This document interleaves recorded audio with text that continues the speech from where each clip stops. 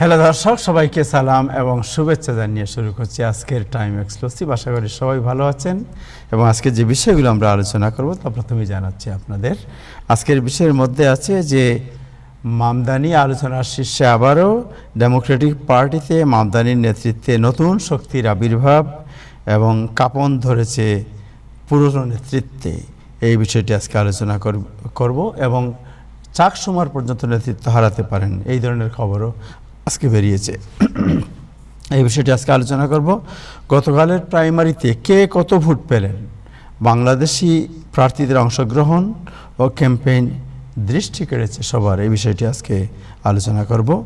মামদানির সমর্থনপুষ্ট Congressional প্রার্থীরা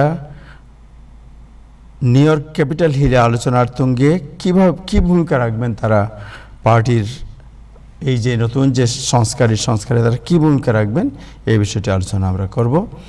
13 ভোটের ব্যবধানে পিছিয়ে আছেন অ্যাসেম্বলি প্রার্থী শামসুল হক। তার হাতে ব্যালট গণনার মাধ্যমে চূড়ান্ত হবে ফলাফল, এই বিষয়টি আজকে আলোচনা করব আমরা। আজকে অতিথি যারা আছেন তাদের মধ্যে থাকবেন যেন হাসান ফেরদৌস, ডক্টর মহসিন পাটোয়ারি, মাহফ মেজবাউদ্দিন, ইব্রাহিম চৌধুরী খোকন, সানিমুল্লাহ এবং জাকির চৌধুরী সিপিএ। যাই হোক, আজকে দিনের আপডেট শুরু হবে। আপডেট জানাবেন নাজমুল হাসান। তার আগে ফেসবুকে যারা দেখছেন আশা করি অনুষ্ঠানটি শেয়ার করবেন। নাজমুল হাসান, শুরু করছি আপনার কাছ থেকে। ধন্যবাদ আবু তাহের, ধন্যবাদ টাইম টেলিভিশনের সকল দর্শক শ্রোতা এবং প্যানেলিস্ট। আজকে বুধবার, জুন মাসের 24 তারিখ। ইসরায়েল আজকে জানিয়েছে যে আইডিএফ অর্থাৎ ইসরায়েলি ডিফেন্স ফোর্স দক্ষিণ লেবাননে অবস্থান করবে, যা ইরানের সাথে শান্তি আলোচনাকে ক্ষতিগ্রস্ত করছে। ইসরায়েলের প্রতিরক্ষা মন্ত্রী স্পষ্ট করে বলেছেন যে সেনা প্রত্যাহার করা হচ্ছে না, যুক্তরাষ্ট্র যাই বলুক না কেন। যদিও তেহরান যুক্তরাষ্ট্রের সাথে চুক্তির অংশ হিসাবে লেবানন যুদ্ধের সমাপ্তি চেয়েছে। তেল আবিবে এক সাক্ষাৎকারে মঞ্চে বক্তব্য রাখার সময় প্রতিরক্ষা মন্ত্রী কার্টেস বলেছেন যে ইসরায়েলি সৈন্যরা দক্ষিণ লেবাননে অবস্থান করবে এবং যা ইসরায়েলের প্রধানমন্ত্রী বেনিয়ামিন নেতানিয়াহুর অবস্থানের প্রতিফলন। এখন দেখা যাক যে সুইজারল্যান্ডের যে আলোচনা হয়েছে জেডি ভান্স এবং ইরানের প্রেসিডেন্টের মধ্যে, যুক্তরাষ্ট্রের ভাইস প্রেসিডেন্ট, সে আলোচনা এই ব্যাপারে এইটা কোনো অচল অবস্থা সৃষ্টি করে কিনা ইসরায়েলের অবস্থানটি, এটি হচ্ছে দেখার বিষয়। যদিও 60 দিনের ভিতরে কয়েকটা দিন ইতিমধ্যেই অতিবাহিত হয়েছে। 60 দিনের মধ্যে একটি স্থায়ী যুদ্ধবিরতির চুক্তিতে পৌঁছতে হবে ইরান এবং যুক্তরাষ্ট্রকে। আজ বুধবার একজন ফেডারেল বিচারক প্রেসিডেন্ট ট্রাম্প প্রশাসনের উপর একটি স্থায়ী নিষেধাজ্ঞা আরোপ করেছেন। একজন ফেডারেল বিচারক এর ফলে নির্বাচন সংক্রান্ত তার প্রথম নির্বাহী আদেশের অধিকাংশ বিষয় বাস্তবায়ন করা আর ট্রাম্প প্রশাসনের পক্ষে সম্ভব হবে না। এই আদেশের একটি অংশ ভোটার হিসাবে নিবন্ধনের সময় নাগরিকদের নাগরিকত্বের দালিলিক প্রমাণ প্রদর্শনের বাধ্যবাধকতা আরোপের কথা বলা হয়েছিল। অর্থাৎ প্রেসিডেন্ট ট্রাম্প তার নির্বাহী আদেশে বলেছিলেন যে যারা যুক্তরাষ্ট্রে ভোটার তালিকাভুক্ত হতে চান, যুক্তরাষ্ট্রের নাগরিক তালিকাভুক্ত হওয়ার সময় তাদের নাগরিকত্বের প্রমাণের দালিলিক প্রমাণ দাখিল করতে হবে। কিন্তু আজকে ফেডারেল বিচারক প্রেসিডেন্ট ট্রাম্পের সেই নির্বাহী আদেশে সেই লাইনটিও কেটে দিয়েছেন। বোস্টনের ইউএস ডিস্ট্রিক্ট কোর্টের বিচারক ডেনিস ক্যাসপারের এই রায়ের মাধ্যমে তারই দেওয়া 1 বছর আগের একটি প্রাথমিক নিষেধাজ্ঞা আজ থেকে স্থায়ী নিষেধাজ্ঞায় পরিণত হয়েছে। ওই প্রাথমিক নিষেধাজ্ঞার আওতায় ট্রাম্পের নির্বাচন ব্যবস্থার আমূল পরিবর্তনের অনেক উদ্যোগ সাময়িকভাবে আটকে দেওয়া হয়েছিল। সেই বিচারক 1 বছর আগে সেটি সাময়িকভাবে আটকে দিয়েছিলেন, আজকে কিন্তু সেটি স্থায়ীভাবে আটকে দিলেন।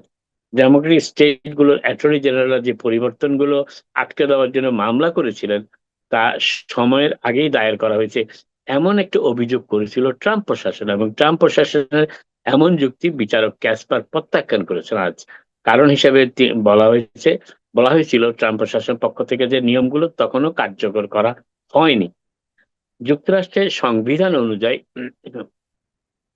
তবে বিচারক এর পরিবর্তে এই মতের সাথে একমত পোষণ করেন যে যুক্তরাষ্ট্রের সংবিধান অনুযায়ী নির্বাচন পরিচালনার নিয়ম কানুন নির্ধারণ এখতিয়ার স্টেট ও কংগ্রেসের রয়েছে, অর্থাৎ যুক্তরাষ্ট্রের নির্বাচন পরিচালনায় প্রেসিডেন্টের কোনো ভূমিকা থাকে না, থাকে স্টেট এবং কংগ্রেসের।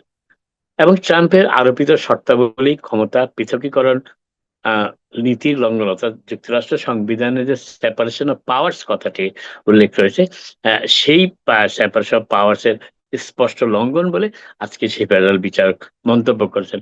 বিচারক ক্যাম্পার লিখেছেন এই মর্মে যে যে সংবিধান নির্বাচন বিষয়ে প্রেসিডেন্টকে কোনো সুনির্দিষ্ট ক্ষমতা প্রদান করে না যুক্তরাষ্ট্রের সংবিধান। প্রস্তাবের অন্যান্য পরিবর্তনের পাশাপাশি ট্রাম্পের এই আদেশে ভোটার হিসেবে নিবন্ধন সময় নাগরিকদের দালিলিক প্রমাণ দাখিল করা বাধ্যতামূলক করার কথা বলা হয়েছিল, সেটি না করতে গেছে। এছাড়া নির্বাচনের দিনের পর ডাকযোগে পাঠানো ব্যালট, এমনকি যেগুলোতে নির্বাচনের দিনের ডাক সিল বা পোস্টমার্ক থাকলেও গণনা করা থেকে বিরত রাখার নির্দেশ পালনে ব্যর্থ স্টেটগুলো নির্দিষ্ট কিছু ফেডারেল তহবিল আটকে দিয়ে তাদের শাস্তি দেওয়ার বিধান প্রেসিডেন্ট ট্রাম্পের নির্বাহী আদেশে রাখা হয়েছিল, সেটিও বিচারক নাকচ করে দিয়েছেন।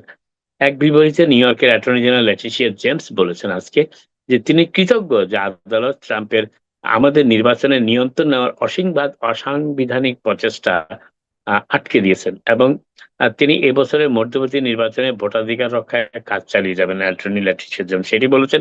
তিনি আরো বলেছেন যে ভোটাধিকার আদায়ের জন্য প্রজন্মের পর প্রজন্ম ধরে আমেরিকা অক্লান্ত সংগ্রাম করে আসছেন, আর যারা এই অধিকার ক্ষুণ্ণ করার চেষ্টা করবে তাদের বিরুদ্ধে তা রক্ষা করার মাধ্যমেই আমরা সেই ঐতিহ্যের প্রতি সম্মান জানাই।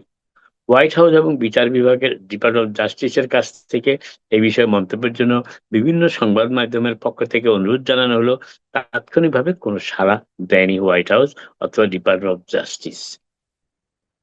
নিউ ইয়র্ক শহরের পরিবহন ব্যবস্থা অর্থাৎ ট্রানজিট সিস্টেমের অন্যতম প্রধান একটি স্থাপনা হচ্ছে পেন স্টেশন, এবং পেন স্টেশনের $7 বিলিয়ন সংস্কার কাজের চুক্তিতে স্বাক্ষর না করার সিদ্ধান্ত অটল রয়েছেন এমটিএ কর্তৃপক্ষ, এবং এমটিএ এর প্রধান জানিয়েছেন আজকে যে তিনি কোনো ধরনের সুরক্ষা বা নিশ্চয়তা ছাড়া প্রেসিডেন্ট ডোনাল্ড ট্রাম্পের সাথে এমন কোনো চুক্তিতে জড়াতে চান না।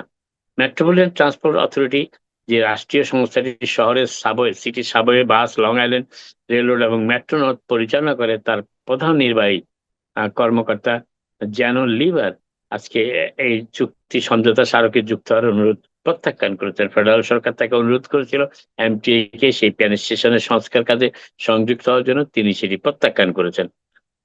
অ্যামট্রাক, এলআইআর এর এবং ভবিষ্যতে মেট্রো নর্থের সেবাদানকারী পুরনো, সংকীর্ণ ও অন্ধকারাচ্ছন্ন পেন স্টেশনটিকে সংস্কার বা পুনর্গঠনের পরিকল্পনার অংশ হিসেবে এই সমঝোতার স্মারকটি প্রস্তাব করেছিল ফেডারেল সরকার। চেয়ারম্যান লিভার এমন একটি চুক্তিতে স্বাক্ষর করতে অনিচ্ছুক যা তার মতে পেন স্টেশনের সংস্কার কাজের অনুমোদন দেওয়ার ক্ষেত্রে এমটিএর কর্তৃত্ব কেড়ে নেবে।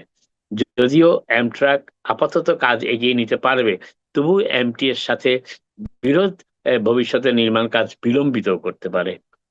পেন স্টেশনের মালিকানা অ্যামট্রাকে যদিও, এবং এলআইআর এর সেখানে ভাড়াটি হিসেবে রয়েছে, এবং তাদের আরো 160 বছরের অগ্রিম অর্থ পরিশোধিত লিজ চুক্তি রয়েছে। 160 বছর আরো বাকি রয়েছে এলআইআর এর চুক্তির, এবং এই চুক্তির ফলে স্টেশনের উত্তরাংশে প্রভাব ফেলে এমন যে কোনো নির্মাণ কাজের অনুমোদন পাওয়ার অধিকার এমটি এর হাতে থাকে সেই চুক্তির কারণে।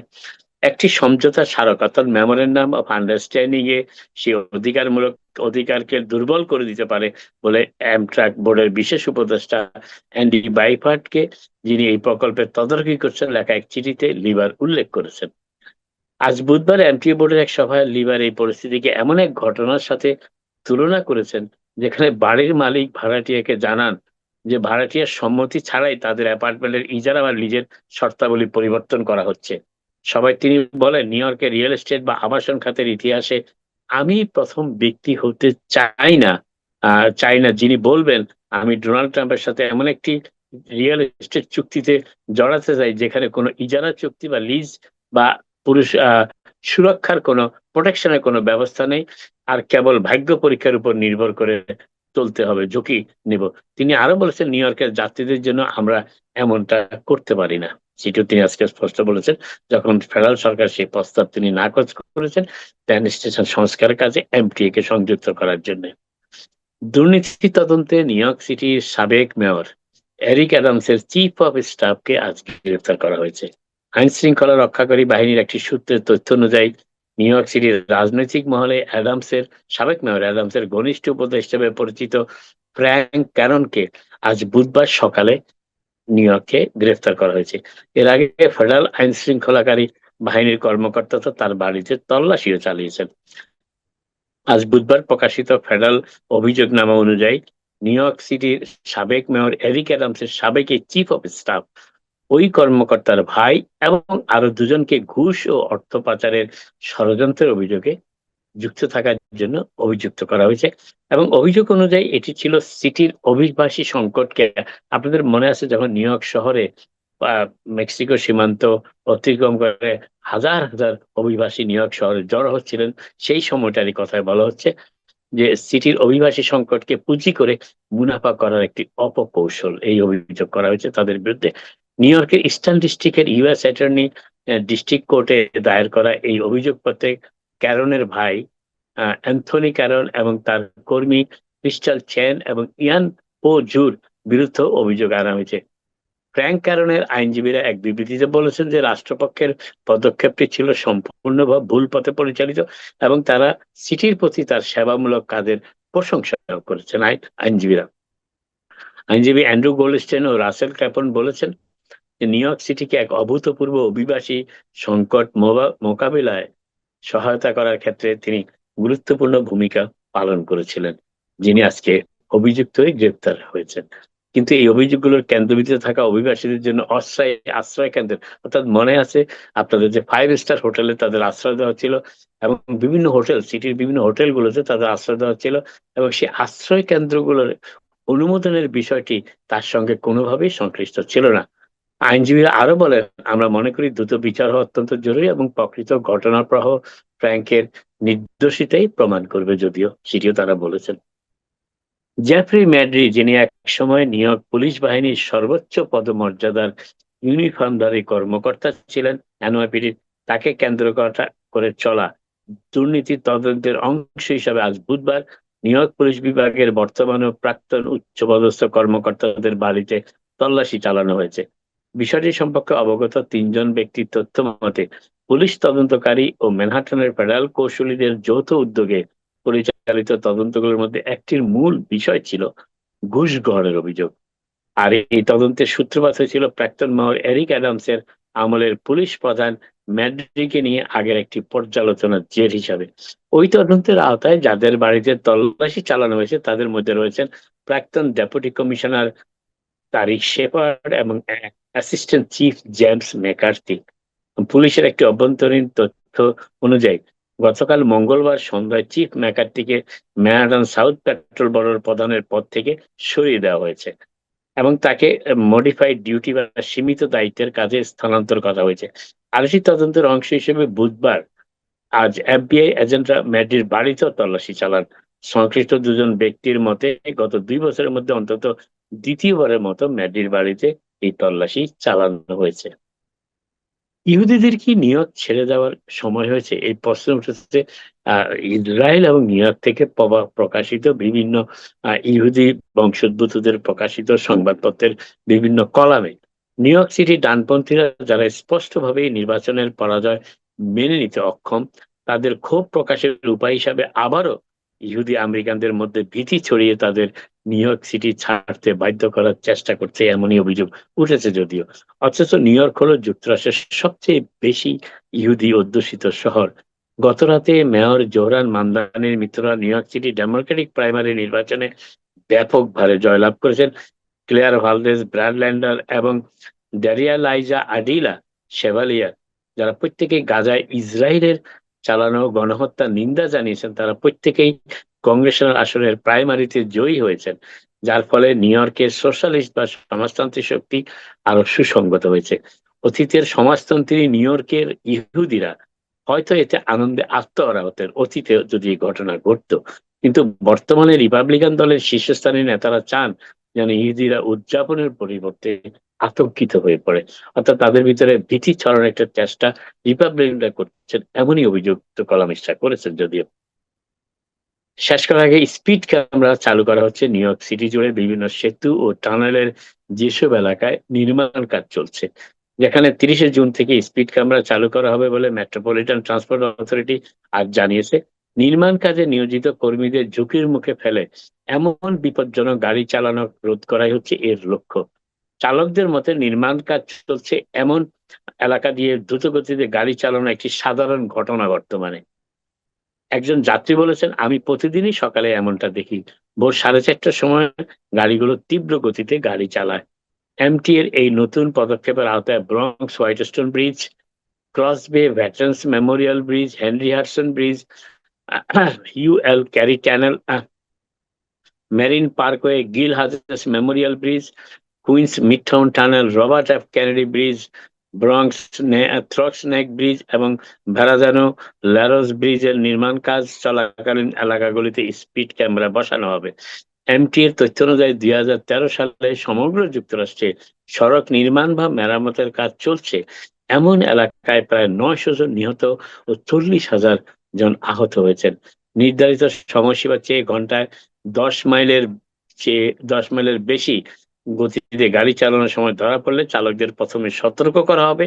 এরপর জরিমানার পরিমাণ ধাপে ধাপে বাড়বে। প্রথমবার লঙ্ঘনের জন্য $50, 18 মাসের মধ্যে দ্বিতীয়বার লঙ্ঘনের জন্য $75 এবং পরবর্তী প্রতিটি লঙ্ঘনের জন্য $100 জরিমানা করা হবে। এবার শেষ করছি বিশ্বকাপের খেলার খবরটা দিয়ে। আজকে সুইজারল্যান্ড হারিয়েছে কানাডাকে 2-1 গোলে। বসনিয়া হার্জেগোভিনা কাতারকে হারিয়েছে 3-1 গোলে এবং মরক্কো হারিয়েছে হেইটিকে 4-2 গোলে এবং স্কটল্যান্ড হেরেছে ব্রাজিলের কাছে 3-0 গোলে। এখনো খেলা চলছে, আরেকটি খেলা, যদিও আরো 2টি খেলা মধ্যে আজকে এখনো বাকি আছে, আরো 6টি খেলার কথা আজকে। আপাতত এখানে শেষ করি, আবার আপনাদের সাথে কথা হবে। আপনারা সবাই ভালো থাকুন। Thank you so much. Thank you Nazmul Hasan, আপনাকে অনেক ধন্যবাদ। হাসান ভাই আপনাকে অনেক ধন্যবাদ। জনাব হাসান ফেরদৌস, ডক্টর মহসিন পাটোয়ারি আপনাকে ধন্যবাদ। এবং আমাদের সাথে দুজন প্রার্থী যোগদান করেন, যেমন সানি মোল্লা এবং জাকির চৌধুরী সিপিএ। আমরা মেরি জুবাইদা এবং হামসুরক ভাইয়ের সাথে যোগাযোগ করার চেষ্টা করেছি। মেরি জুবাইদা ক্যাম্পেইন থেকে একটা ছোটো স্টেটমেন্ট বলা হয়েছে, ওইটা দেবো। তারা উনি জয়েন করবেন 2-1 দিনের মধ্যে বলছেন। আর শামসুল ভাই বলছেন যে ওনারা যেহেতু আইনগত কিছু ব্যাপার আছে ওনাদের, সুতরাং এই মুহূর্তে ওনারা কথা বলতে চান না। সো যাই হোক, আমরা শুরু করব। আজকে প্রথমেই কথা বলবো 2 প্রার্থী যারা নির্বাচনে অংশ নিয়েছিলেন তাদের সাথে একটু কথা বলবো। বা তার আগে একটু আমরা খুব সংক্ষেপে 1.5 মিনিটে জেনে নেই যে কালকের যে নির্বাচন হলো, নির্বাচনে আমাদের প্রার্থী যারা বা যেসব ব্যাপারে আমাদের ইন্টারেস্ট আছে এই আসনগুলোতে কারা কত ভোট পেয়েছেন। আরিফ, আপনার কাছে একটু শুনে তাড়াতাড়ি বলে যান।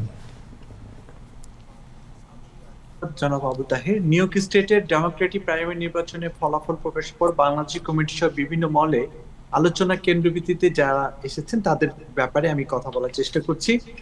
প্রথমে যে স্টেট কন্ট্রোলার পদে থমাস ডি নাপোলি 5,75,212 ভোট পেয়ে বিজয়ী হয়েছেন। তার প্রতিদ্বন্দ্বী ড্রেও ওয়ারশো পেয়েছেন 1,75,938 ভোট এবং রাজগল পেয়েছেন 1,21,185 ভোট।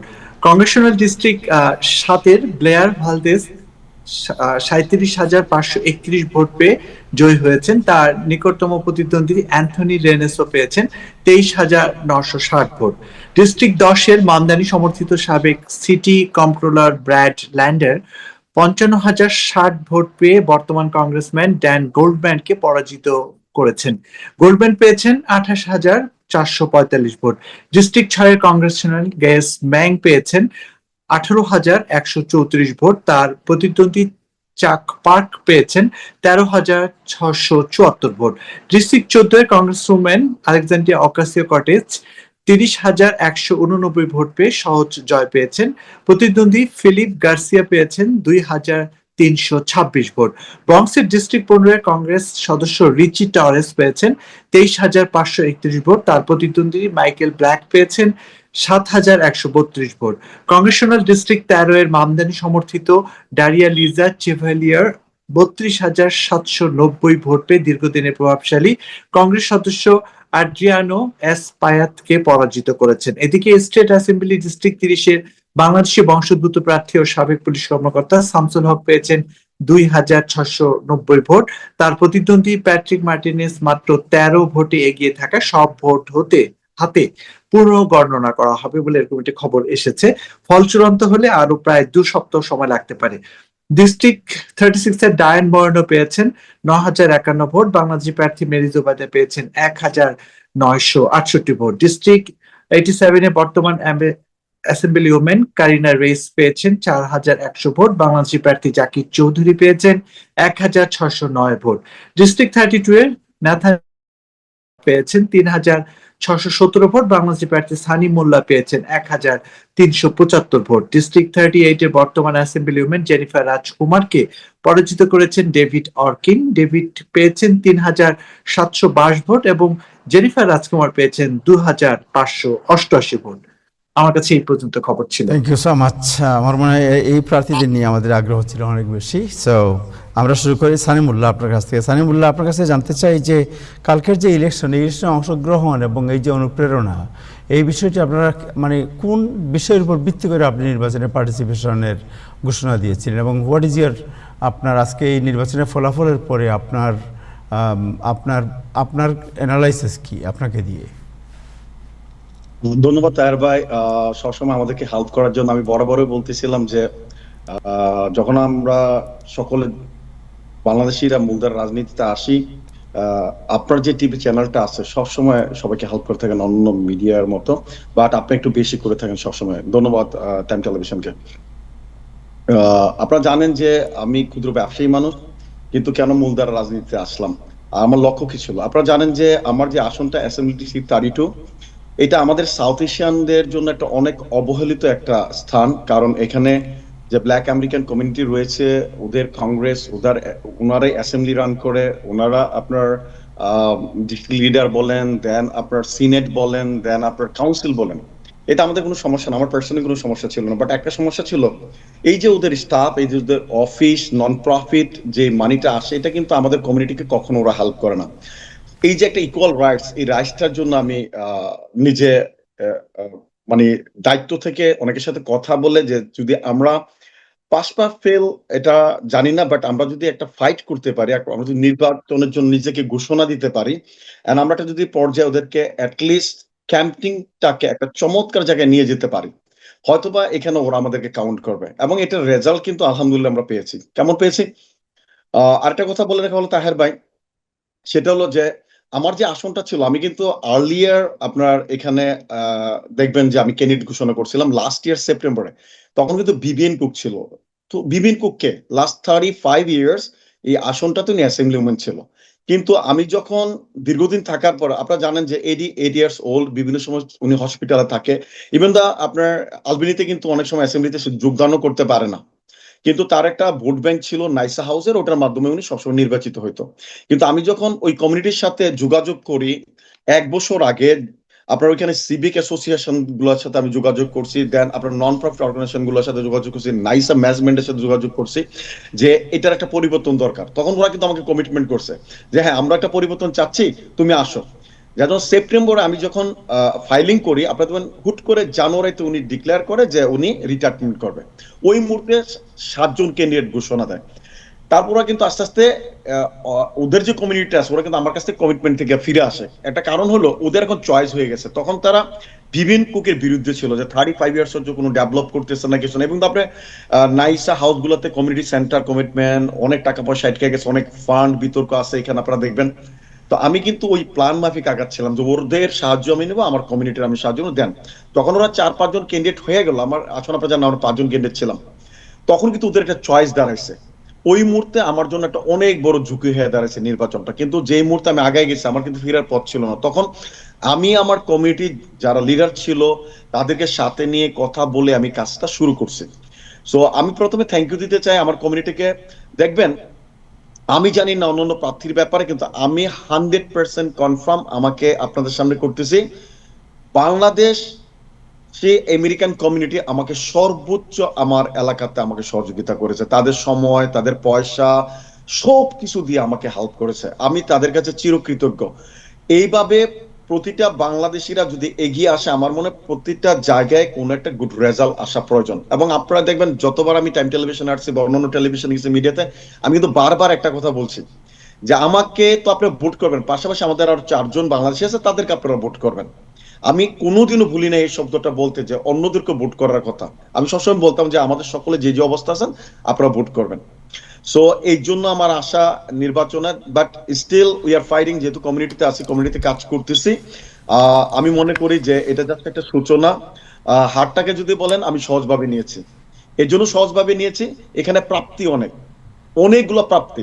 নাম্বার 1, ওরা এখন আমি ক্যান্ডিডেট হওয়ার পর ওরা ঈদ মোবারক কাটছে পরে প্রতিটা ক্যান্ডিডেট ঈদ মোবারক কার্ড গেটিং করছে। দেন আমি ক্যান্ডিডেট হওয়ার পরে ওরা বাংলা নববর্ষ উদযাপন করছে।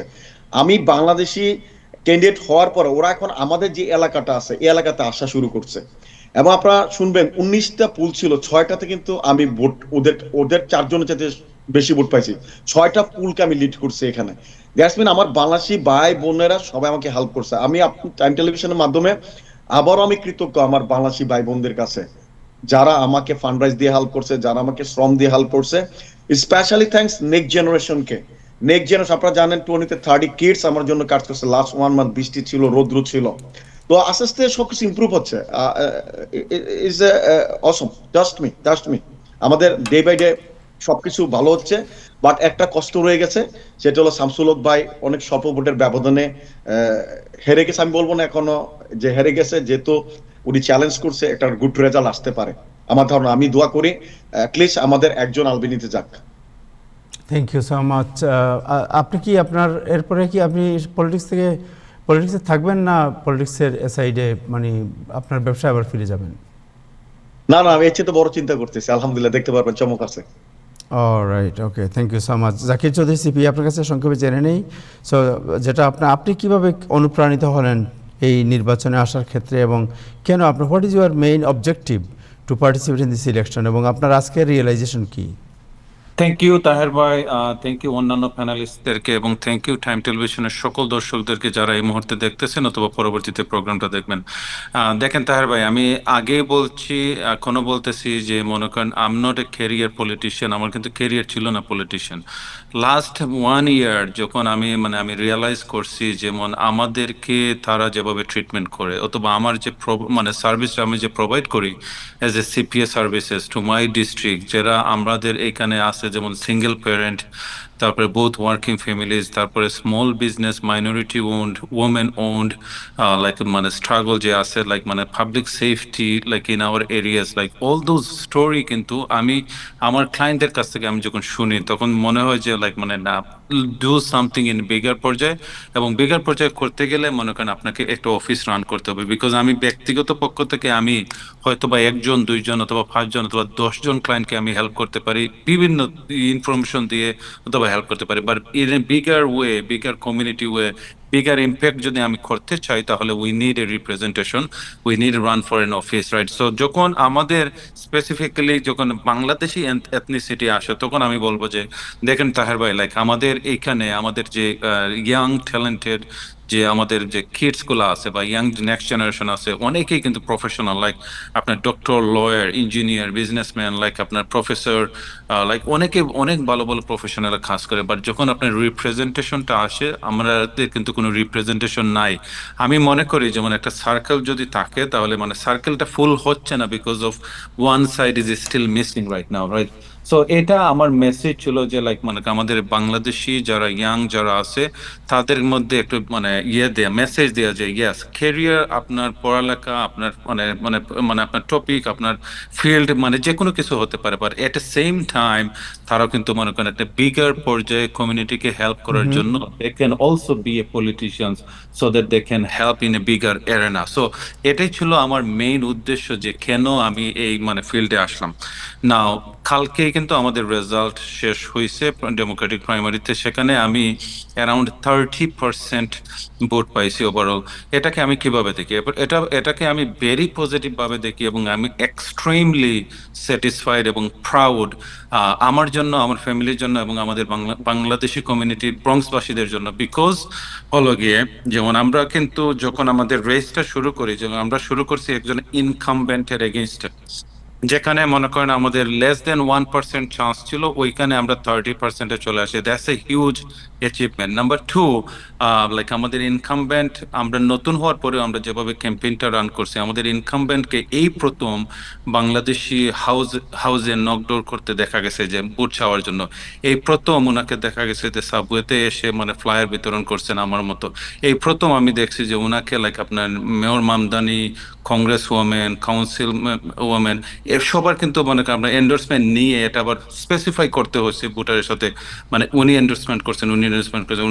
This is like a huge achievement for our community আমি মনে করি, এবং I am like extremely thankful to our Bronx কমিউনিটির প্রতি, যে ব্রঙ্কস কমিউনিটি তারা একতাবদ্ধ হয়ে যে উদাহরণ সৃষ্টি করছে, এটা তাদের কারণে কিন্তু এটা সম্ভব হয়েছে। তারা So, নোট বলে। জি না, সো আপনাদের এই যে ইলেকশন, জাস্ট দুজনকে একটা প্রশ্ন শেষ করে ফেলবো, আমাদের অনেক জি, গুরুত্বপূর্ণ আলোচনা আছে। আপনাদের যে জি। ক্যাম্পেইন শুরু হলো, এই ক্যাম্পেইন তো অনেক টেকনিক্যাল অনেক বিষয় থাকে, এইগুলো প্রথমে আপনারা কোত্থেকে আপনারা নিয়েছিলেন?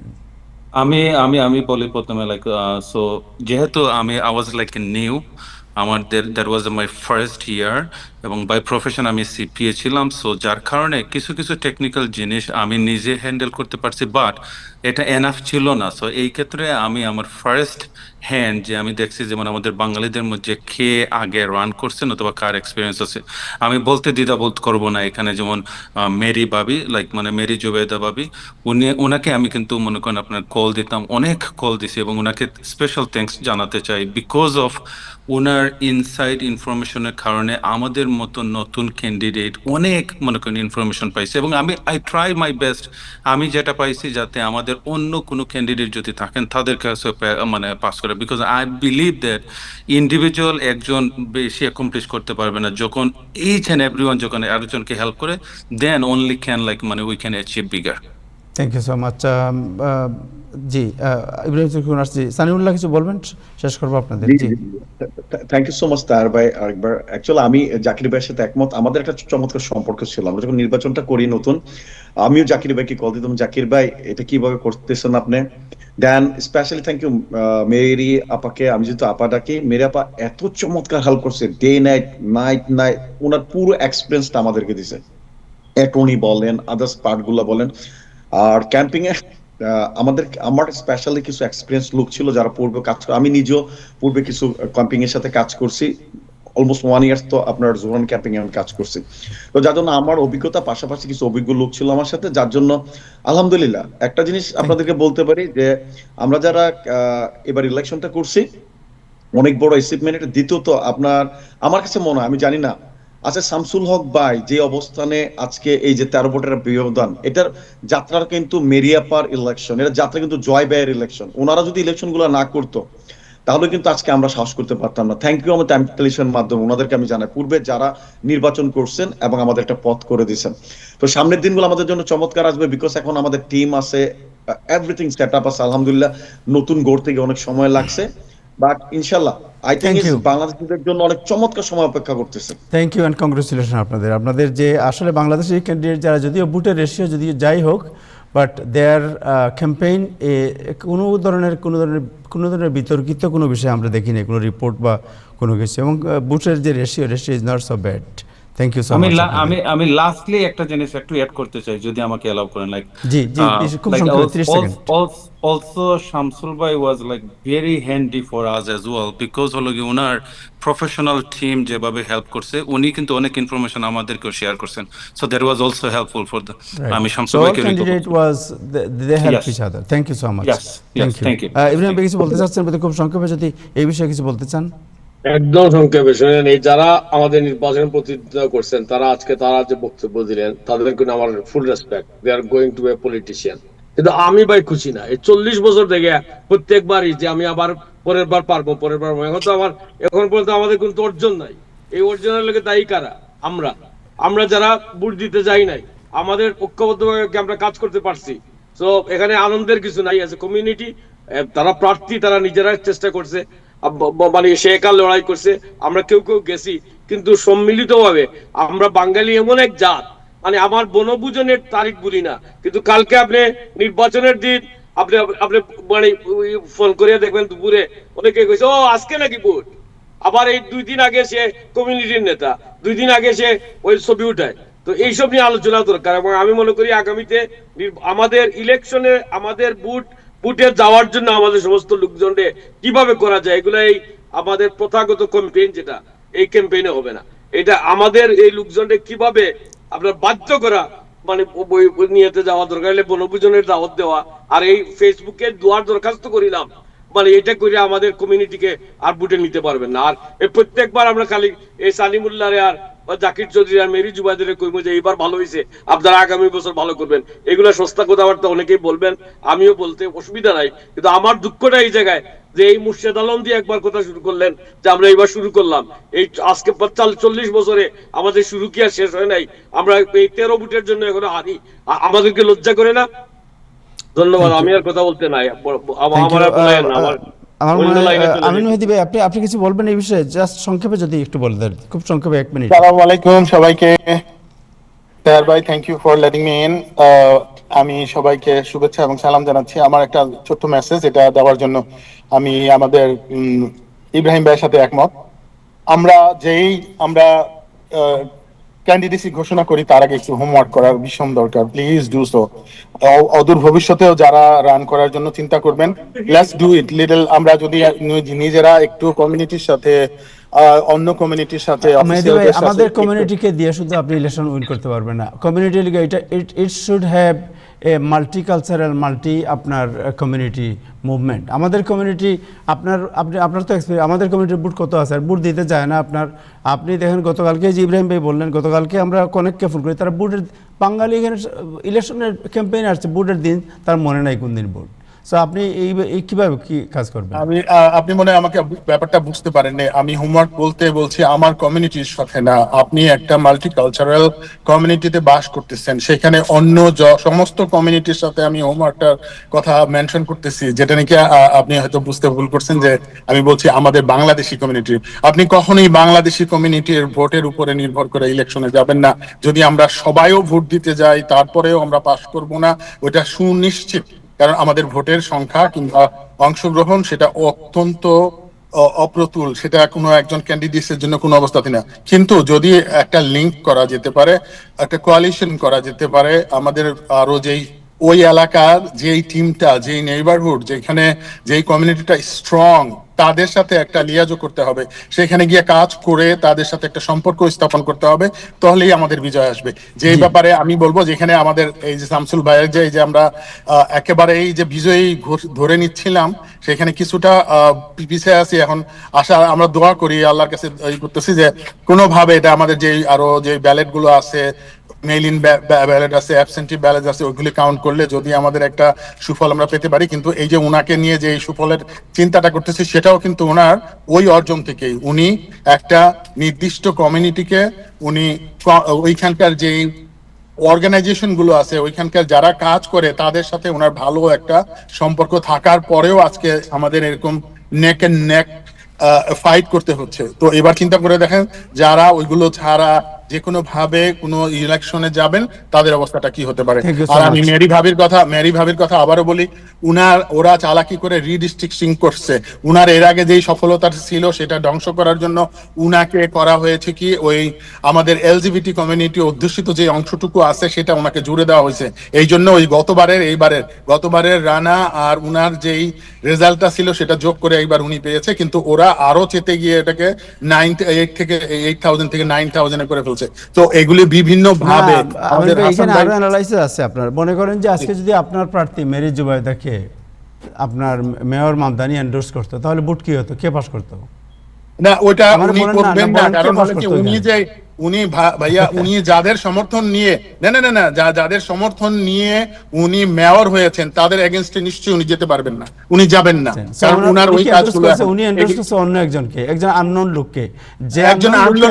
এটা তো বললাম, উনি একজন আনলোক। কিন্তু আপনি কিন্তু বলছেন সে কিন্তু কোন কমিউনিটির মানুষ, সে কিন্তু এলজিবিটি কমিউনিটির মানুষ। তো ওইটা আপনাকে খেয়াল রাখতে হবে। আজকে যে সমস্ত জায়গায় আমাদের আমরা সাকসেস গুলো দেখতে পাচ্ছি, প্রত্যেকটা হলো কি ওনাদের যেই কমিউনিটির নিড গুলোকে তারা পুরা করবে, সেই কমিউনিটি তাদের পাশে গিয়ে দাঁড়াবে। আর এখানে আমাদের সমস্ত ইলেকশন গুলোতে এলজিবিটি কমিউনিটির একটা অনেক বড় প্রভাব আমরা লক্ষ্য করছি এখানে আছে।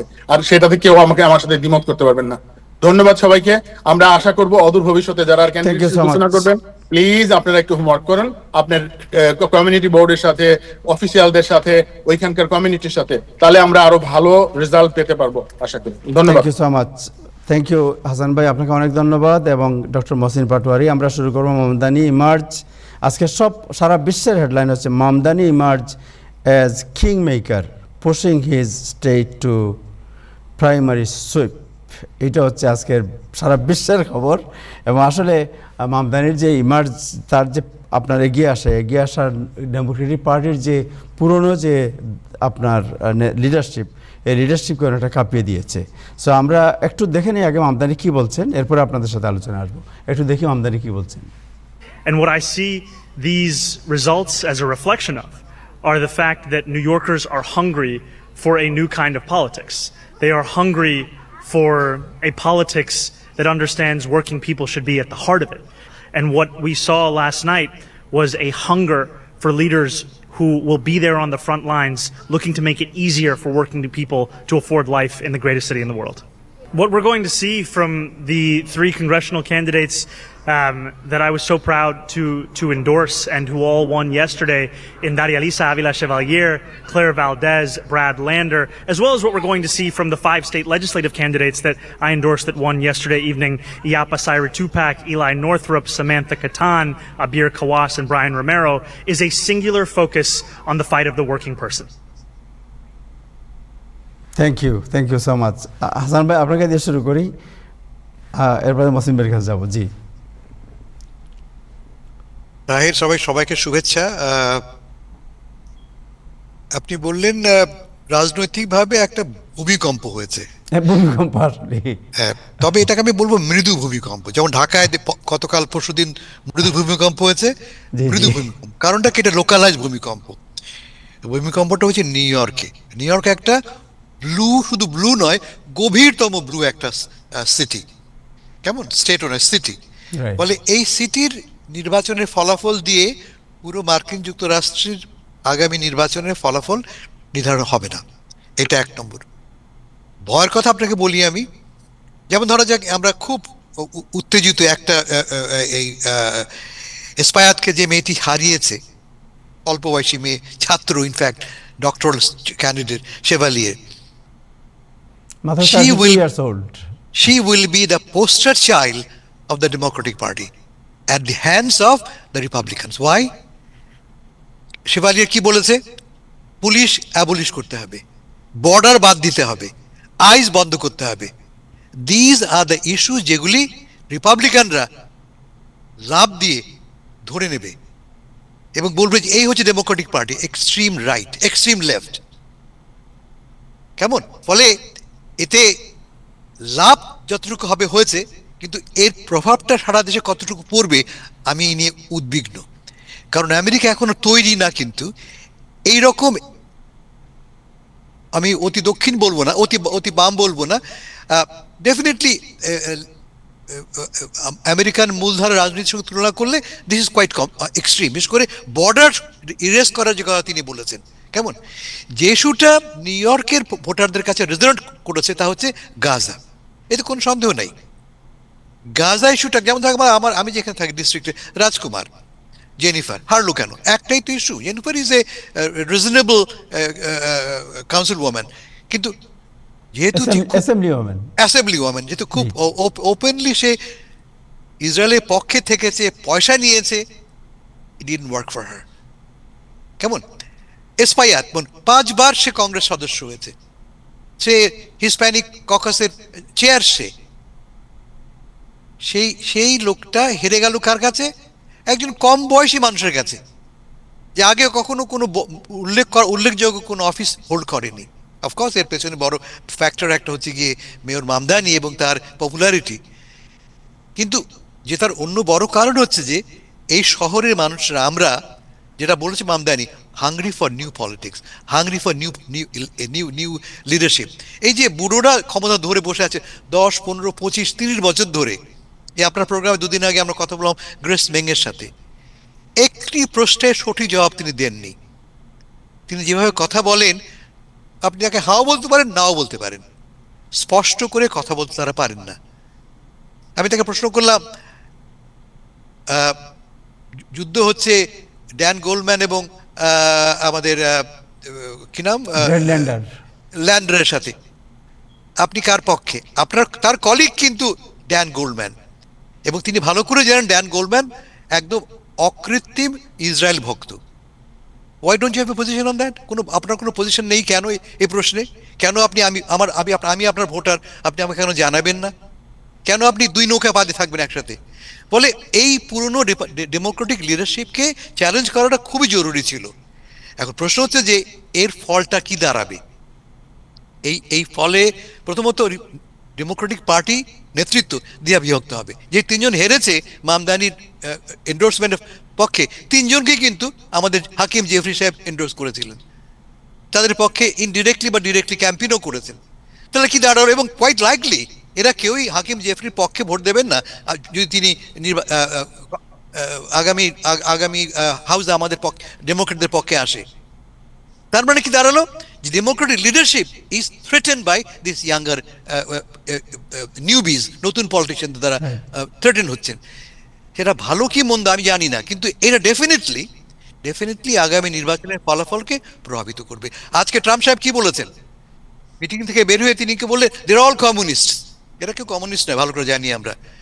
মানে এই হচ্ছে ক্যাম্পেইন। আমি আপনাকে বলে দিতে পারি, আমি এই কথাগুলো তারা ব্যবহার করবে। এই যে আমরা বললে কমি করিডোর ব্রুকলিনে জিতলো আমাদের রেনোসোকে হারিয়ে ভালদেজ, বলা হচ্ছে কমি করিডোর। কেন? এরা প্রোগ্রেসিভ বলে। অধিকাংশ কিন্তু বাই দ্য ওয়ে অধিকাংশ ভোটার কিন্তু জুইশ ভোটার্স এই কমি করিডোরে। কিন্তু ক্যাম্পেইন হবে এটা নিয়ে। এরা কারা জিতলো? মামদানি একজন কমিউনিস্ট, ভালদেজ একজন কমিউনিস্ট, প্রত্যেকেরা কমিউনিস্ট।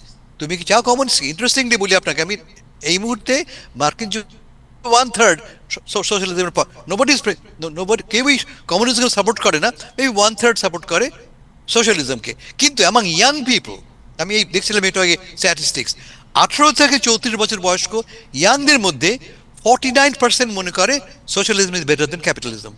49% বিটুইন 18 থেকে 34। আর যাদের বয়স 50-এর বেশি তাদের মধ্যে মাত্র 30% লোক মনে করে সোশ্যালিজম ইজ বেটার। তার মানে একটা কনফ্লিক্ট কিন্তু, ডিভিশন কিন্তু অলরেডি রয়ে গেছে। এটা বাড়বে, এটা আরো বাড়বে, যা কিনা আমাদের ওভারঅল নির্বাচনী ফলাফলকে প্রবলভাবে এফেক্ট করবে। কিন্তু এটা ভালোই কারণে যে আমাদের অবস্থাটা ক্ল্যারিফাই করতে পারছি আমরা। আমেরিকা বদলাচ্ছে, আমেরিকা 250 বছরের মুখোমুখি আমরা এখনো যে আমেরিকা স্বপ্ন দেখি আমরা, সে আমেরিকা কিন্তু নেই।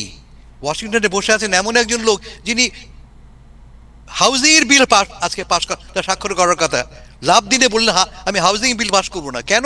আগে আমাকে সেভ আমেরিকা বিল পাস করতে হবে, যে বিলের মাধ্যমে ভোটের অধিকার সংকুচিত করা হবে। আমরা সেই অবস্থার মধ্যে আছি।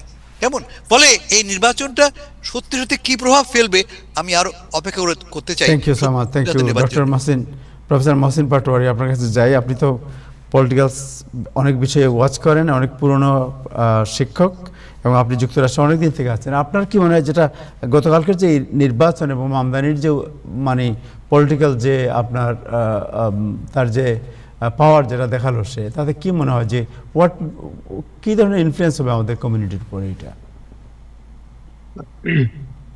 আপনাকে অসংখ্য ধন্যবাদ আমাকে আমন্ত্রণ করার জন্য। আমি জাস্ট 10 সেকেন্ড একটা কথা বলি যে আমাদের এখানে যে দুজন ক্যান্ডিডেট আসছেন, মোল্লা সাহেব এবং জাকির সাহেব, আমি ওনাদেরকে কংগ্রেচুলেশন জানাই। ওনারা যে সাহস করে নির্বাচনে আসছেন, তবে ওনাদেরকে এই জিনিসটা আমি বলবো, failure is pillar of success. আপনারা চেষ্টা করে যান, পোস্টমর্টম করেন, হোয়াটস গন রং এ দিয়ে আপনারা তৈরি হতে থাকেন। It's not the last. Second thing যেটা বললেন যে গতকাল যে নির্বাচনে সবাই মিডিয়া বলছে যে এটা প্রগ্রেসিভ ভার্সেস এস্টাবলিশমেন্ট।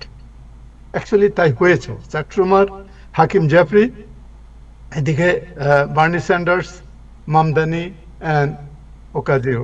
ওকে, সো এই যে একটা উইদিন ডেমোক্রেটিক পার্টি মধ্যে যে পোলারাইজেশন, এই পোলারাইজেশনটা সামনে নির্বাচনে একটা বিষয় হয়ে দাঁড়াতে পারে, এবং রিপাবলিকানরা এটাকে ইউজ করবে, যেটা ফেরদৌস ভাই বলেছেন। হ্যাঁ, ওরা অলরেডি বলা শুরু করেছে, কিন্তু এটার ইম্প্যাক্টটা কতটুকু হবে, বিশেষ করে সিটিগুলোতে এটা তেমন একটা ইম্প্যাক্ট হবে না, বড় সিটিগুলোতে, কিন্তু মিডল্যান্ডগুলোতে, অন্যান্য স্টেটগুলোতে এটার একটা ইম্প্যাক্ট হতে পারে। আর যেই কথাটা আপনি কমিউনিস্ট বলে, প্রেসিডেন্ট ট্রাম্প ডেফিনেটলি জানে কমিউনিস্টের ডেফিনেশন। এগুলো বলার জন্য বলা আর কি। এই জিনিসগুলো তাদের বুঝাইতে হবে। ক্যাপিটালিজম ইজ গুড, progress জন্য good, but capitalism without compassion is anarchism and feudalism, right? which is not good. In that context, socialism is better. আপনার সারা ইউরোপে সোশ্যালিজম আছে। এখন মামদানির কথা বলি। ভাই রাজনীতিতে তো যখন আপনি রাজনীতি করতে আসেন অনেক কথা বলে লোকজন, পলিটিশিয়ানরা নানান কথা বলে ভোটের জন্য। মামদানিও বলেছে, মামদানি ফিলসফি আছে, পলিটিক্যাল ফিলসফি আছে, সেটা সে বলেছে। কিন্তু think about that, why Mamdani endorse this people and took risk, particularly যে সিটিং যারা কংগ্রেসম্যান আছে তাদের এগেনস্টে রিস্কটা নিছে। ইট ইজ ভেরি ক্যালকুলেটেড, কারণ এটা depend on completely on his credibility. এই 6 মাস গেছে, আমরা 6 মাস আমরা কি দেখছি, রাইট? এই 6 মাসে পাবলিক আর যারা তাকে সমর্থন করেছে তারা বলছে না, we did the right thing, we voted the right person. আপনার $125 বিলিয়ন বাজেট ব্যালেন্স করা, রাইট? $1.2 বিলিয়ন চাইল্ড সাপোর্ট নিয়ে আসা, ইনফ্রাস্ট্রাকচার আপনার রিপেয়ার করা থেকে শুরু করে, আর যে প্রমাণ প্রচার করেছে যে ওই ইসরায়েল বয়কট করার যে একটা আইন ছিল সেটা বাতিল করেছে। সুতরাং কতগুলো জিনিস সে প্রমিস করছে, গ্রোসারি স্টোর, সব প্রমিসগুলা সে আইদার কিছু করেছে এবং কিছু ইনিশিয়েটিভ করছে। এই যে একটা ক্রেডিবিলিটি, এই ক্রেডিবিলিটিটা তার সমর্থকদের মধ্যে অত্যন্ত শক্তিশালী করেছে, এবং তার অন্যান্য লোকেরা বলছে যে রাজনীতির জন্য রাজনীতি না, সেই জিনিসটা কাজটা করেছে। যখন সেটা রিস্ক নিয়ে জিনিসটা করেছে, লোকজন তার কথা শুনেছে, এবং শুনে আমার মনে হয় এটা ভবিষ্যতের জন্য সে একটা আমেরিকার রাজনীতিতে মামদানি একটা ইম্পর্টেন্ট ফ্যাক্টর। আপনি কিংমেকার বলেন, যাই বলেন, নিউ ইয়র্কের রাজনীতি তো বটেই একটা ইম্পর্টেন্ট ফ্যাক্টরে মামদানি আসছে। আমি মনে করি এটা একটা ভালো দিক, এবং যারা নির্বাচিত হয়ে আসছেন, they may not be experience, they may be used, ভরদাস ভাই যেটা বললেন, অন্য রাজনৈতিক দলরা, রিপাবলিকানরা। কিন্তু আমার মনে হয় রাজনীতিতে মানুষ তো অনেক কথা বলে, যখন দায়িত্ব আসে তখন মানুষ বেশি দায়িত্বশীল হয়। ওই যে বর্ডার খোলা, এই করা সেই করা, এগুলো আমরা খুব পছন্দ করি না, কিন্তু যে রিলেটিভ যে কথাগুলো, সব কথাগুলো ম্লান হয়ে গেছে যখন আপনি জেনোসাইডের কথা নিয়ে আসছেন। জেনোসাইডের কাছে বাকি সবগুলো সেকেন্ডারি হয়ে গেছে। তারপর সে কোথায় চলে আসলো, that popular man, credible man, your mayor supported her. সে এই জিনিসগুলো আমার মনে হয় নিউ ইয়র্কে এটা চলতে থাকবে, এবং এটার ফার রিচিং কনসিকুয়েন্স কি হবে, কারণ নিউ ইয়র্কে শক্তিশালী দুইটা ডেমোক্রেট এস্টাবলিশমেন্টের লোক, রাইট? আপনার সিনেটর শুমার এবং হাকিম জেফরি, এদিকে ওনারা মেয়র মামদানি। এটাকে ওনারা পলিটিক্যাল রিকনসিলিয়েশনটা কিভাবে হবে, কিভাবে করবে, রাজনীতিতে তো ভাই ডিফারেন্স অফ ওপিনিয়ন থাকবেই, কিন্তু ইভেনচুয়ালি এই যে যারা আমি বামপন্থী বলবো, একটু সোশ্যালিস্ট যারা, তারা কিন্তু কংগ্রেসে যারা যাবে, এই গ্রুপটা শক্তিশালী হয়ে মোটামুটি ডেমোক্রেটিক পার্টিকে তাদের ডিসিশন মেকিং এ কম্প্রোমাইজিং পজিশনে, বেটার কম্প্রোমাইজিং পজিশনে, আমি বলবো না সবকিছু এরা যা চায় তা করবে, এবং সবকিছু যা চায় তা আমরা সমর্থন নাও করতে পারি, কিন্তু এটা একটা বেটার পজিশনে নিয়ে আসবে ডেমোক্রেটিক পার্টিকে, বিশেষ করে বড় বড় সিটিগুলোতে। আমি মনে করি, I congratulate those who are elected, এবং যারা বিশেষ করে 5 বারের নির্বাচিত এবং হিস্পানিক ককাসের চেয়ারম্যান, একজন ছাত্র, আপনি যে বললেন পিএইচডি ক্যান্ডিডেট, হ্যাঁ, এই ধরনের লোকের কাছে যে হেরে গেছে, মানুষ বাই করেছে।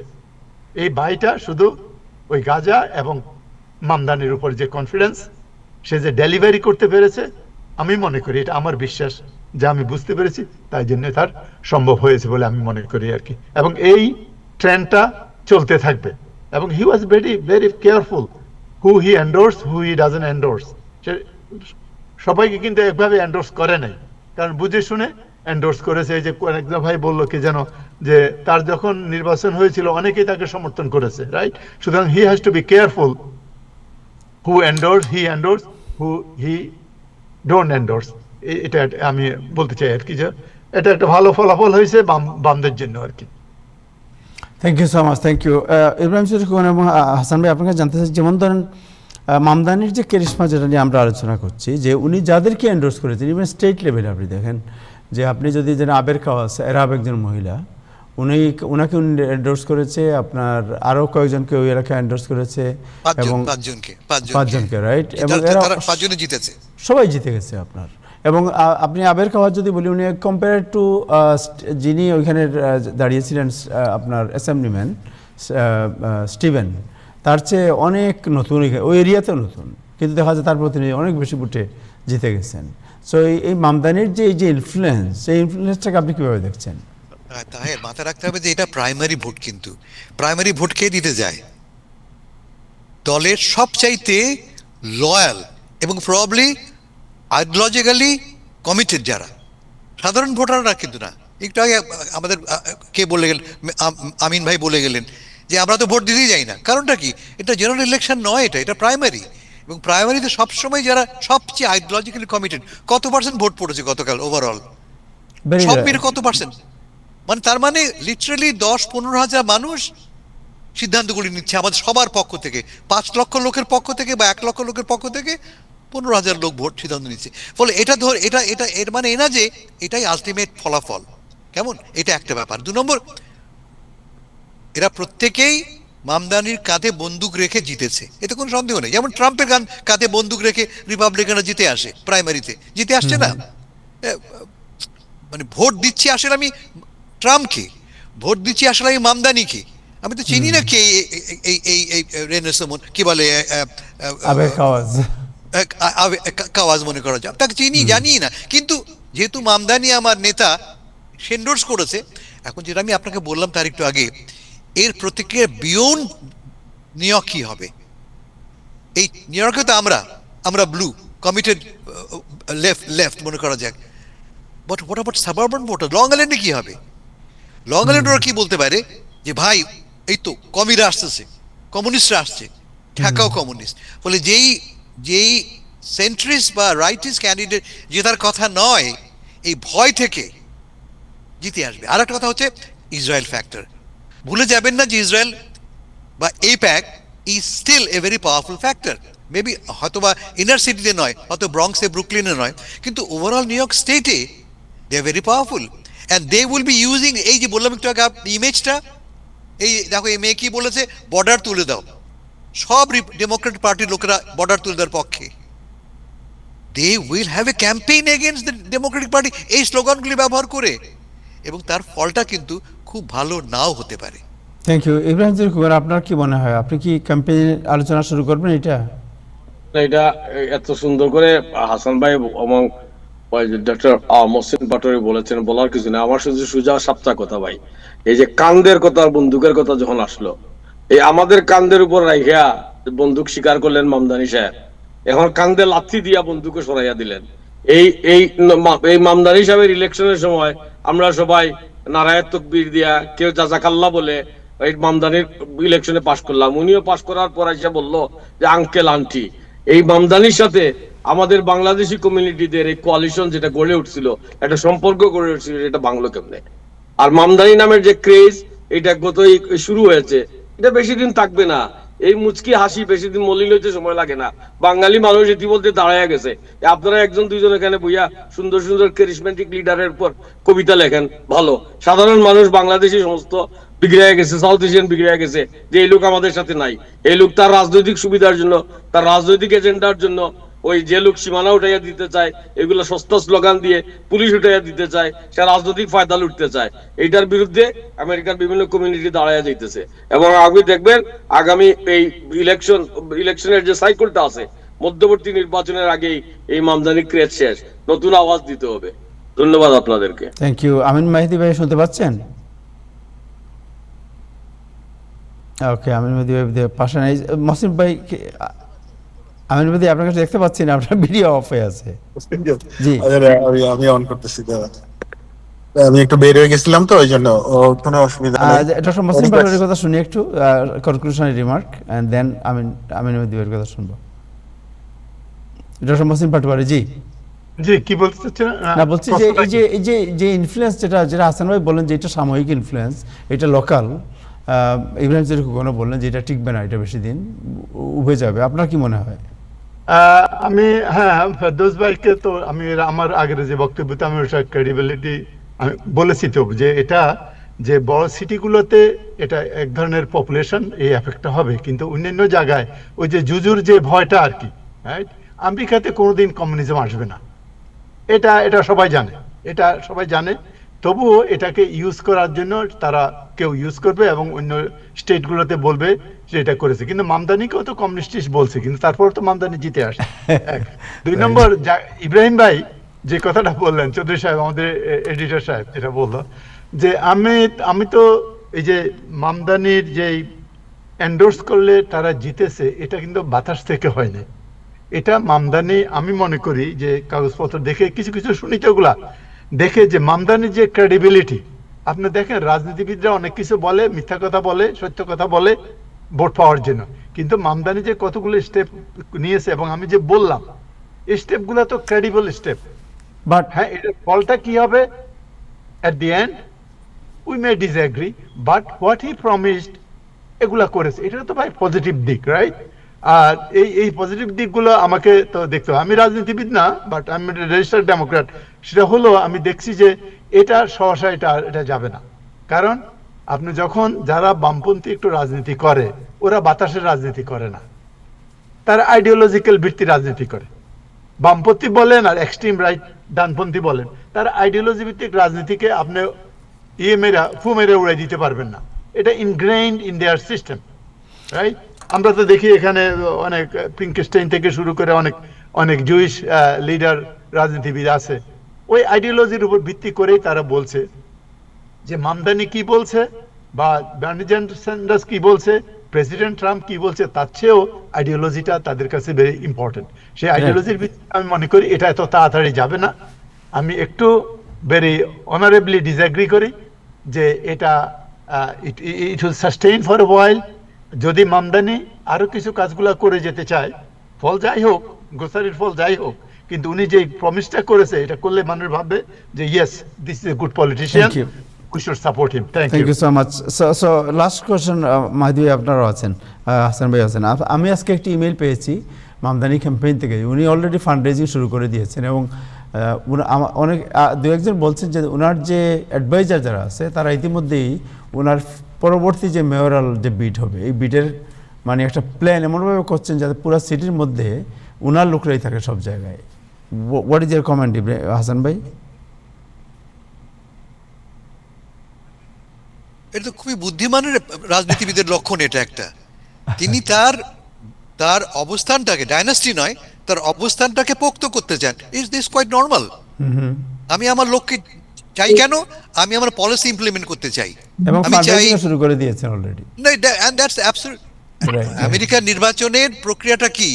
আজকে জিতলাম, আগামীকাল থেকে পরবর্তী নির্বাচনের জন্য fund raising, right? This is quite normal. আমি একটা কথা অ্যাড করতে চাই, আমি ইব্রাহিম চৌধুরীর কথার পরিপ্রেক্ষিতে এবং অধ্যাপক সাহেবের কথার পরিপ্রেক্ষিতে, এই পলিটিক্সটা কিন্তু ইনার সিটির পলিটিক্স। এটা আমেরিকার পুরো সারা আমেরিকার পলিটিক্স নয়।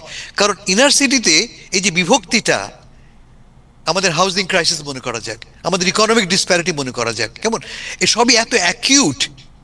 এবং তার চেয়ে বড় কথা যে আমরা যারা শ্বেতকায় নই, আমরা যারা কৃষ্ণ বর্ণের বা বাদামি বর্ণের, আমাদের ভিন্ন পলিটিক্স। কারণ আমরা প্রতিনিয়ত ডিসক্রিমিনেশনের মুখোমুখি হই। আমি তো লং আইল্যান্ডে বাস করি না, আমি তো মিড ওয়েস্টে বাস করি না, আমার সমস্যাগুলি ভিন্ন, এবং এই সমস্যাগুলির প্রতি মামদানির মতো লোকই একমাত্র নজর দিচ্ছে, অন্যরা তো নজর দিচ্ছে না। ফলে মামদানি চলে যাবে না, মামদানি চলে গেলে আর এক মামদানি আসবে, কারণ প্রবলেমগুলি উইল রিমেইন। সে কারণে মেহেদী ভাই, আপনার পরে যে লাস্ট কমেন্ট। মেহেদী ভাই, আপনার আনমিউট করেন, সাউন্ড আনমিউট করেন প্লিজ।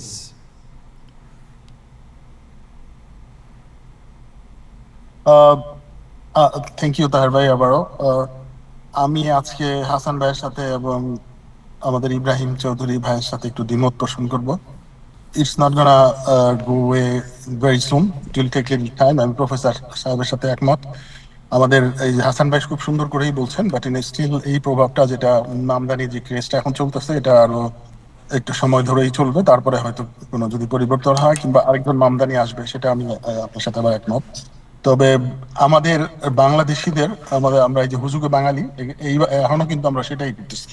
আমাদের মধ্যে একটু নিজেদের আত্মসম্মান বোধ, নিজেদের ক্রেডিট গুলো কিন্তু আমরা হচ্ছে কি ওই ব্যক্তিগত স্বার্থের জন্য আমাদের কমিউনিটির স্বার্থ বিসর্জন দিই। সেটা এইবার এই ইলেকশনে আমরা দেখেছি। আমাদের এই যারা দেশি সংগঠন করে, তারা দেশি নাম ইউজ করে সংগঠন করে, তারা আমাদের বাংলাদেশি ক্যান্ডিডেটদের এগেনস্টে তারা সাপোর্ট করে, even though they R Bangali. And আপনার এখানে এসে সুন্দরভাবে কথা বলে। গতকালকে দেখলাম ইলেকশনের পরে তারা আবার এই 5 জনকে বাহবা জানাইছে। ওনারা নিজে তার এগেনস্টে প্রার্থীকে সাপোর্ট দিলেন, আবার কালকে রাতে এলো। তো এইরকম ডাবল স্ট্যান্ডার্ড আমাদের কমিউনিটির মধ্যে যতদিন পর্যন্ত থাকবে, আসলে আমাদের উন্নতি অনেক কমই হবে। তবে সেই জন্য আমাদের ইউনিটিটা বাড়াতে হবে, আমাদেরকে আরো বেশি ঐক্যবদ্ধ হতে হবে, তাহলেই আমরা পারবো এই সমাজকে, এই দেশে আমাদের শক্তিকে আরো সমৃদ্ধ করতে, নইলে না। Thank you so much, thank you. শেষ করবো অনুষ্ঠান, বাট আমি আগে যেটা বলছিলাম যে একটু আগে মেরি জুবাইদা ক্যাম্পেইন থেকে যে স্টেটমেন্ট, তাদের স্টেটমেন্ট লম্বা, আমি জাস্ট 2-3 লাইন বলবো। ওনারা বলছেন যেটা যে কোনো ধরনের এন্ডোর্সমেন্ট, বড় এন্ডোর্সমেন্ট ছাড়াই জনগণের সাপোর্ট নিয়ে তারা যে মুভমেন্ট ক্রিয়েট করেছিলেন, সেটা ছিল একান্তই পাবলিক মুভমেন্ট, এবং এই মুভমেন্টে প্রায় 2000 লোক তাদের সঙ্গী হয়েছিলেন। এজন্য তারা সবার প্রতি কৃতজ্ঞতা জানিয়েছেন, এবং তারা বলছেন যে জনগণের পাশে তারা থাকবেন এবং তাদের মুভমেন্ট অব্যাহত থাকবে। এটা বলছেন, আরও লম্বা আছে এটা, বাট এটা পরে তারা হয়তো একদিন এসে বলবেন, আমি এইটুকুই বললাম। থ্যাংক ইউ হাসান ভাই, আপনাকে অনেক ধন্যবাদ। থ্যাংক ইউ জনাব আমিন মেহেদি, আপনাকে অনেক ধন্যবাদ। থ্যাংক ইউ জনাব মহসিন পাটওয়ারি, আপনার প্রতি কৃতজ্ঞতা, আপনি এত রাত পর্যন্ত সজাগ ছিলেন। অ্যান্ড ইব্রাহিম চৌধুরী খোকন জি কি বলছেন? ডোনাল্ড ট্রাম্পের বিরুদ্ধে ওকে, ডোনাল্ড ট্রাম্প আজকে পালিয়ে কি হাউস বিল না কি বিল এটা ফালাই দিয়ে চলে গেছে, কি নানা ঝামেলা আছে, এগুলো বদলে আলোচনা করলে এটা তিক্ততা বাড়বে। আজকের এই সুন্দর পরিবেশ আমি তিক্ত করতে চাই না, কথা বলবেন না, আজকের সুন্দর পরিবেশটা তিক্ত করতে চাই না, এটা বললেই অসুবিধা হবে এখানে। হ্যাঁ, সো এটা ঠিক that president Trump become a realist, এটা কনগ্রেচুলেশন বলার মতো, হি বিকেম এ রিয়েলিস্ট। কাচ্চু ভাই কই? কাচ্চু ভাই কিছু বলবেন? বলে ফেলেন, আমরা শেষ করে ফেলছিলাম অনুষ্ঠান অলমোস্ট। জন্য সে অনেক চেষ্টা করছে, কিন্তু তবুও জিততে পারেনি, সেজন্য আমরা কিছুটা দুঃখিত। কিন্তু আমরা যারা মামদানিকে সাপোর্ট করছে বাঙালি কমিউনিটি, তার কাউকে তাকে কিছুটা সমর্থন দেওয়া উচিত ছিল। সেই হিসাবে আমি জানি না কতটা আমরা পেয়েছি বাঙালিরা।